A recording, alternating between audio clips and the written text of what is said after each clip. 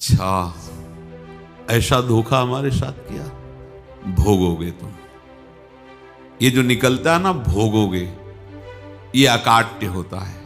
क्योंकि किसी का भी हृदय, मान लो किसी भी जीव जंतु को आप कष्ट दें और उसका हृदय आह भर जाए, तो वो आह वज्र की लेख तुम्हें भोगना पड़ेगा। वो आह किसी की ना लेना जिंदगी। कोई ऐसा कोई आह भर करके कह दिया तुम समर्थ हो, हम तो कुछ कर नहीं सकते, वो अंदर से दुखी, फिर तुम्हारी सामर्थ्य काम नहीं करेगी, मिट्टी में मिला देगी। ऐसा नहीं कि आप जो कर रहे हैं कोई देख नहीं रहा, कोई हिसाब किताब नहीं, जो कर रहे हैं अवश्य में भोक्तव्यम, बहुत सावधान।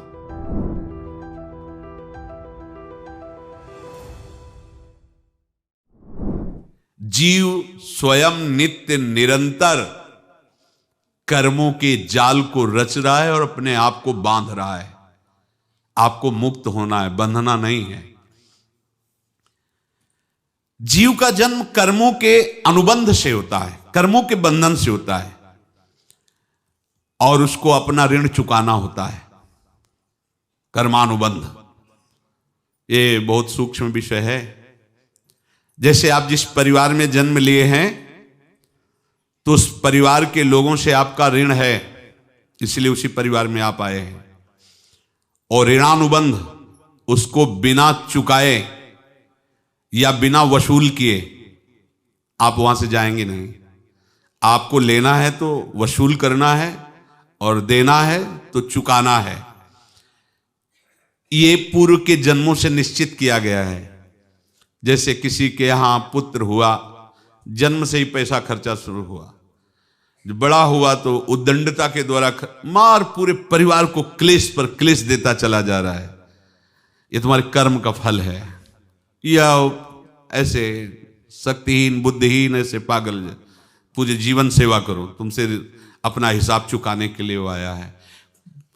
अब परिवार के जो सदस्य जुड़े आके, मतलब पत्नी आते ही पूरी हृदय में आनंद, परिवार में आनंद, और जीवन भर वो आनंद ही सुख देने के लिए उसका जन्म हुआ। वो अपना ऋणानुबंध मुक्त, और आते ही भयंकर क्लेश खड़ा कर दिया, बीच में दीवाल और झगड़ा वैसा, फिर अतरे दिन मारपीट शुरू, कलह अशांति, पूरा जीवन नरक हिसाब करने आए। यहां ऋण चुकाए बिना कोई जा नहीं सकता, ऋण चुकाना पड़ेगा। किसी का ऋण वसूल करना है तो किसी को ऋण चुकाना है, दोनों काम करने होते हैं। अनेक जन्मों में अनेक लोगों के साथ हमने जो बर्ताव किए हैं, अच्छे या बुरे, वो होंगे।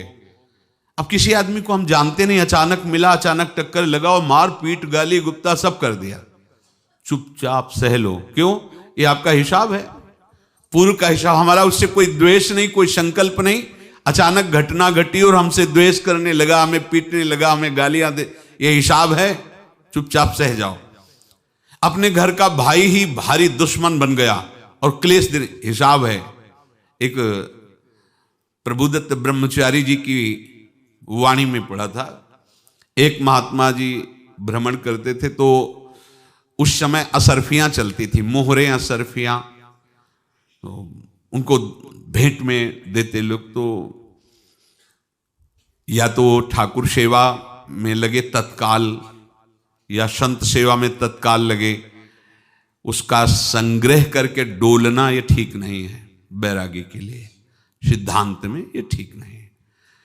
तो जब 2, 4, 6, 8 ऐसे मोहरे हुई, तो उन्होंने विचार किया कि और भ्रमण करके जब काफी मोहरे हो जाएंगी तो प्रयागराज में जब कुंभ पड़ता है, एक बार पूरे सब अखाड़े के संतों को, अलग अलग संप्रदाय सब संतों को बुलाएंगे और सबको पवाएंगे।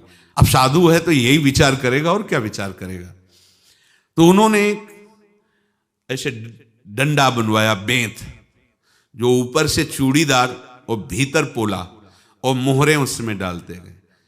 और भ्रमण, जहां जहां श्रद्धालु भगत थे सबके यहां जाना, और इच्छा रखना कि एक मोहर तो दे दे दक्षिणा में। कामना कोई भी हो वो बांधती ही है, ध्यान रखना।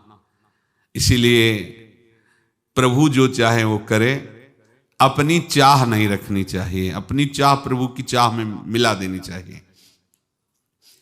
धीरे धीरे वो छड़ी भर गई। भ्रमण करने वाले महात्मा चूड़ी लगाई, इंतजार करते रहे। जब प्रयाग का कुंभ पड़ा तो चले। तो रास्ते में एक गांव में पूछा जाता है, जैसे कहीं रुको कि कोई श्रद्धालु ऐसा है जो संत सेवी है। तो कुछ लोगों ने बताया, हाँ एक परिवार है बहुत संत सेवी है और आपको मिलाते हैं उनसे। आइए महाराज, घर में रुका। खूब अच्छा हलवा पूड़ी पवाया और जो घर के मालिक थे चरण दबाए। चरण दबाते दबाते उनकी दृष्टि पड़ी उस डंडे पे। इतना मोटा और ऊपर से कुछ चूड़ी सी भी नजर आ रही, इस डंडे में तो कोई रहस्य है ही है। अब महात्मा जी को खवा पिला के सुला दिया। महात्मा जी जब सो गए तो पत्नी से धीरे से कहा, वो डंडा लाओ बाबा जी का। डंडा, वो चूड़ीदार जो ही खोला पलटाया तो सैकड़ों मोहरे। ऐसे संत रोज पधारे भगवान, तुम आनंद हो जाए फिर क्या। पत्नी से कहा, नाप के कंकड़ लाओ। वो तो महात्मा जी तो खाए खीर पूड़ी, आराम से सो रहे। रात में पूरी प्लानिंग करके उसमें कंकड़ भर के चूड़ी लगाकर सिराने रख दिया, सारी मोहरें हटा ली। महात्मा जी आराम से छड़ी उठाए तो वजन पक्का। वैसे बड़े लोग चतुर होते हैं, पर ये नहीं जानते कि कर्म कितना भयानक होता है। और उनकी कोई संतान नहीं थी, पर धन में इतना प्रेम उनको था। बहुत सावधान। साधु महात्माओं के पास जो अर्थ है, गृहस्थी अगर आता वहीं से है, पर अगर उसको जोर जबरदस्ती या किसी छल कपट से, तो वो उसका विनाश ही करता है। आज तक का प्रमाण है। अब उनको ये भाव पता नहीं होगा, या पता होगा तो लोभ के कारण वो उसको मान नहीं पाए होंगे। महात्मा जी गए प्रयाग में, किसी अखाड़े पर रुके और वहां प्रार्थना की कि कल जो है संपूर्ण अखाड़ों का निमंत्रण किया जाए और सब संतों को भोग पवाया जाए और उनको दक्षिणा भी दी जाए। महंत ने सोचा कि बहुत बड़ा है तो उत्सव है, क्योंकि प्रयाग में कितने हजारों संत महात्मा सब। तो उनका, महाराज बोरों इसमें चीनी और टीनों घी लगेगा, सब व्यवस्था। बोले आप मंगाइए, एक एक हिसाब हम करेंगे, हमारे पास सब व्यवस्था है।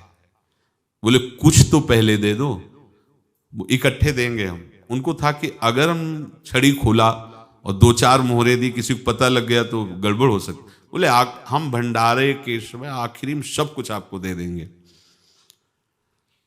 ठीक है। वो अपने पास से पैसे लगाकर खूब जितना सामग्री सब लाए, लाखों की, और सब संतों को निमंत्रण कर दिया। संत जन निमंत्रित हो गए, भंडारा बन रहा है। तब वहां के महंत है और उनका देखो भंडारा भी बन रहा है, संतों को निमंत्रण। अब आप अर्थ की व्यवस्था कीजिए, क्योंकि इतनी बड़ी हमारी सामर्थ्य नहीं थी जितना हमने किसी तरह हमने व्यवस्था की। अब मुझे अर्थ चाहिए, तभी आगे की व्यवस्था बढ़ेगी। संतों को दक्षिणा देंगे और जिनसे अर्थ लिया उनको दे। देखो रसोई बन गई है सब। उनका छत में विश्वास नहीं तो ये अभी चूड़ी खोली। उनको तो था ना कि मोहरे हैं, कंकड़। तो जैसे कितना उनको सदमा लगा होगा। हजारों संतों का निमंत्रण, रसोई बन, मतलब संत हो के छल कपट। तो उनका, महाराज आपने तो हमारा नाश कर दिया, जो महंत थे। अब बताओ, रसोई बन गई, संत निमंत्रित हो गए और आप ये कंकड़ दिखा रहे हैं हमको। आपने तो हमें बर्बाद कर दिया, हमारी इतनी सामर्थ्य नहीं थी, आप पहले बता देते। संत होकर ऐसा छल कपट। अब वो बोले तो क्या बोले, क्योंकि उनको पता था कि मोहरे हैं इसमें। अंदर से उनका चिंतन गया उसी सेठ के पास, अच्छा ऐसा धोखा हमारे साथ किया, भोगोगे तुम। ये जो निकलता है ना भोगोगे, ये अकाट्य होता है। क्योंकि किसी का भी हृदय, मान लो किसी भी जीव जंतु को आप कष्ट दें और उसका हृदय आह भर जाए, तो वो आह वज्र की लेख है, तुम्हें भोगना पड़ेगा। वो देखो भीष्म जी को भोगना पड़ रहा है ना। सांप को ऐसे धनुष की नोक से उठाया और बंबूल के कांटों के ऊपर फेंक दिया, कई दिन तक शेदा हुआ, वो आह भर करके मरा। तो आपको 6 महीने बाणों की सैया पर आह किसी की ना लेना जिंदगी में।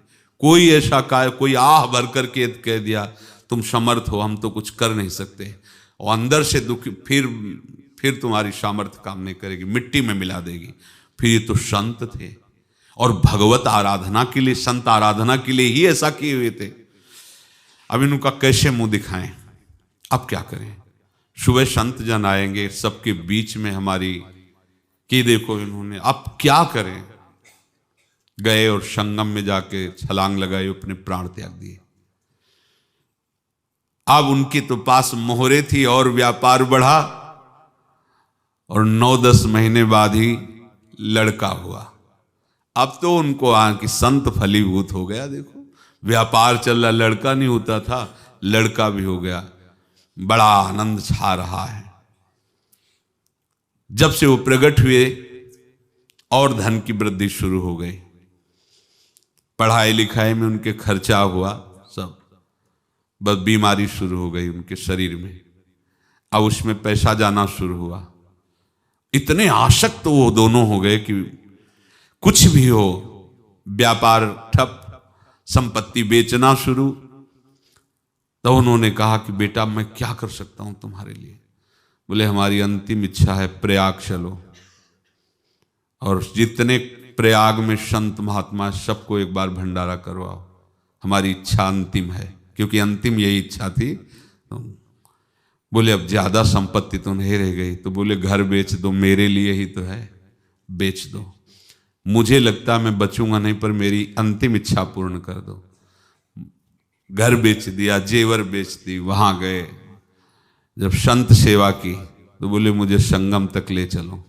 संगम तक ले गए और बोले समझे तुम चुराए थे और हमने उसको छीना है, कुछ नहीं रह गया तेरे पास कुछ, अब केवल ममता और आसक्ति में जल कर मर और नरक प्राप्त कर। मैं वही महात्मा हूं जिसकी तूने मोहरे ली थी, शरीर छोड़ दिया।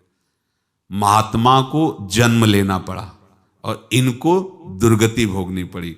ऋणानुबंध होश में, ऐसा नहीं कि आप जो कर रहे हैं कोई देख नहीं रहा, कोई हिसाब किताब नहीं, जो कर रहे हैं अवश्य में भोक्तव्यम, बहुत सावधान। अनेक जन्मों में अनेक लोगों से जो कुछ लिया दिया है, इस लेने देने को मिटा देने के बाद ही तुम मुक्त हो गए।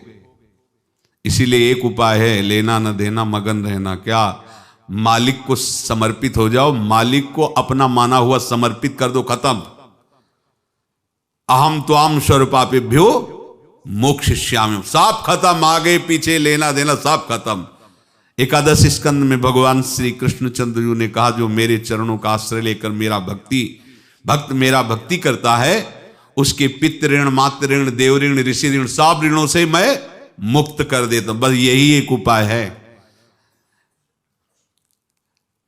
जो इसके बंद करने का उपाय भक्तों के लिए है, वो यही है, भगवान की शरण में होकर अपना माना हुआ पूरा भगवान के अर्पित कर दो। अर्पित करने का तात्पर्य उसमें अहम हटा दो। तो दियम वस्तु गोविंदम तुभ्यमेव समर्पये। जिनसे तुमने सेवा करवाई है उनकी सेवा करनी पड़ेगी, जिनसे तुमने जो कुछ लिया है उनको देना पड़ेगा। ये लेने देने का व्यापार जब तक समाप्त नहीं होगा तब तक तुम्हारा जन्म मरण चलता रहेगा। अब आपको यहां समझना है, यदि आपसे किसी ने पैसे लिए बेईमानी करके नहीं दे रहा है तो आप उसको गाली मत दीजिए, आपने बेईमानी की थी इसलिए आपकी बेईमानी हुई है, ले गया, कोई बात नहीं है, बंधन से मुक्त हुए, जो बोझा था चला गया। उसको ऐसा ना देखे कि ये बेईमान हमारे रुपए मार लिए, अब जो कुछ होगा देखेंगे। अगर आप आगे नया कुछ करते हैं तो फिर आगे का हिसाब आपको भोगना पड़ेगा, ध्यान रखना। ऐसा नहीं है कि आपको भोगना नहीं पड़ेगा। एक ही उपाय है कि अब जो शरीर धारण किए इसी में जो भोग ले, आगे ना होना चाहिए। तो क्या करे? सर्वतो भावेन भगवान की शरण ले ले। ये तो सर्वाणि कर्माणि मयि सन्न्यस्य मत्पराहा अनन्येनैव योगेन माम ध्यायन्तु उपासते तेषामहं समुद्धर्ता मृत्यु संसार से। ये बड़ा कठिन है पार होना, कोई छोटी मोटी बात है। एक महात्मा बाल्यावस्था से भजन करते थे, शालिग्राम भगवान पास रखते थे और उन्हीं की आराधना करके बस पाठ नाम जप और भ्रमण करते थे। यौवन अवस्था थी, गंगा जी के किनारे अपने ठाकुर को विराजमान करके स्नान करने के लिए कपड़ा ही उतार रहे थे कि 90 लोग आ गए, भाला तलवार सब ले, मारो मारो इसको मारो, घेर लिया। तो उन्होंने हाथ जोड़कर कहा हमने क्या अपराध किया, कोई सुन ही नहीं रहा। तो उन्होंने कहा मार तो डालोगे ही आप 90 लोग, हम कोई अस्त्र शस्त्र तो लिए नहीं, एक बार हमें गंगा में डुबकी लगा देने दो और अपने ठाकुर को स्नान करा देने दो, फिर इसके बाद आप मार देना। भगवत इच्छा से वो लोग रुक गए, स्नान किया और अंदर से प्रार्थना की, प्रभु ये क्या लीला है आपकी, आपके सिवा मेरा कोई है नहीं और ये मुझे मारना चाहते हैं। तो भगवान ने जानते हो क्या कहा उनके अंतर में, तुम मेरे में ध्यानस्थ हो करके शरीर को छोड़ो, ये लोग मारेंगे। ये मेरे भजन का फल है कि तुम्हें 90 जन्म नहीं लेना पड़ेगा, एक ही जन्म में 90 मिलके, तुमने 90 हिंसा की थी पूर्व में, तो तुम्हें 90 बार जन्म लेना होता और एक एक करके मारते। ये मेरे भजन का प्रताप है कि एक बार में ही 90 का हिसाब हो जाएगा। तुम आंख मूंदो, मेरे ध्यान में मगन रहो, मेरे प्रताप से तुम्हें कोई चोट नहीं होगी और स्वाभाविक मूर्छा अवस्था में प्राण तुम्हारे छूट जाए। ऐसा ही हुआ, ऐसा हुआ। तो ये बात समझ लो कि ये जो कर्मानुबंध है, ऋणानुबंध है। आप देखो, अगर शाप महात्माओं ने दिया कि तुम्हारे वंश का इससे विनाश होगा, तो भगवान भी परम धाम जा रहे तो उसी कील से, बाण की नोक में जो मछली लील गई थी छोटा कण, उसी से की नोक बनाई और उसी नोक को प्रहार किया, भगवान के श्री चरण में वही बाण की नोक लगी और भगवान ने स्वीकार किया ना। भगवान का बड़ा लीला विचित्र है। अगर छुप करके उधर रामावतार में बात, तो इधर ऐसे स्वीकार किया है भगवान ने। ऐसा कहीं नहीं दिखाया कि मैं भगवान हूं तो मैं अपने लिए, ऐसा नहीं दिखाया। नारद जी का हित किया पर नारद जी ने श्राप दिया तो भगवान ने स्वीकार किया। बंदरों ने ही सहायता की, जैसा बोले थे वैसा। ये लीला इस शरीर में भोगनी पड़ेगी। हाँ, ज्यादा को कम में भुगता देंगे, पर अब अगला शरीर ना मिले इसके लिए सर्वतो भावेन भगवान के आश्रित हो जाए। जैसे आपने दुकान फैला रखी है तो उसमें दो काम होते हैं, लेना और देना। किसी को उधार दिया है तो हमें उससे लेना है, और कोई नगद देकर सामान ले रहा है तो उसे सामान देना है, या उधार लिया है तो हमें उधार देना है। अब अगर दुकान बंद करनी है तो तुम्हें देने वालों पर जोर देना है, लेने वालों पर जोर नहीं। लेने वाला तो जाओ हम क्षमा किया, समर्पित किया, हमारा कोई संबंध नहीं, खत्म हो जाए, वो खुशी हो जाएगा। लेकिन देने वाला तुम अगर दुकान भी उठा दोगे तो जहां भी रहोगे तुम्हारे पास वो आएगा, लाइए हमारा। तो देने पर नजर रखिए, जिसका जिसका हिसाब है वो आपके सामने आता जाए, हटाते जाओ। लेने पर नजर मत रखिए और दुकान फौरन उठा दीजिए, नहीं अगर लेते देते रहे तो चलता रहेगा। आगे चलकर कुछ लेना न देना, मगन रहना बस अपने प्रभु के चिंतन में। अब हम कैसे जाने कि किसको क्या देना है, हमें क्या पता।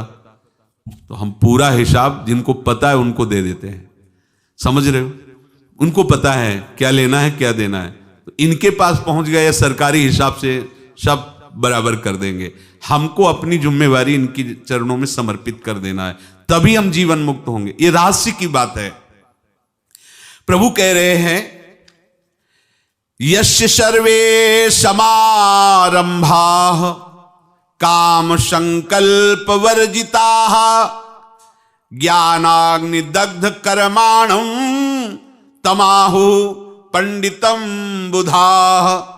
जिसके संपूर्ण कर्मों के आरंभ संकल्प और कामना से रहित हैं, तथा जिसके संपूर्ण कर्म ज्ञान रूपी अग्नि से जल गए हैं, उसको ज्ञानी जन भी पंडित कहते हैं, बुद्धिमान कहते हैं। पूज्य श्री भाई जी महाराज कह रहे हैं, जैसे वहां ज्ञानाग्नि से दग्न कह रहे हैं, तो अपने वृंदावन वासियों का प्रेमाग्नि से सब कर्म संस्कार दग्न होते हैं। जिस समय आपके हृदय में भगवत प्रेम का प्रादुर्भाव होगा तो लेश मात्र कभी तुम्हें दुख नहीं भोगना पड़ेगा। प्रेम का प्रादुर्भाव होते ही दुख का नाश हो जाता है, महासुख। जब प्रेम का प्रादुर्भाव होगा तो समस्त पाप भस्म हो जाते हैं, अशांति नष्ट हो जाती है, संसार ज्वाला स्पर्श भी नहीं कर सकती है। जब भगवत प्रेम का प्रादुर्भाव होता है तो हो सकता है उस उपासक के जीवन में दुखों का पहाड़ टूट पड़े, परिवार खिलाफ, शरीर रोगी, अव्यवस्था, बहुत बहुत कुछ, सब कुछ। कह रहे हैं इतना सब होने पर भी उसके हृदय में कोई भी दुख नहीं होता। ऐसा सामर्थ्यशाली भगवत प्रेम है। भगवान के चरणारविंद का जिसके हृदय में प्रेम है, भारी से भारी दुख भी उनको विचलित नहीं कर सकता।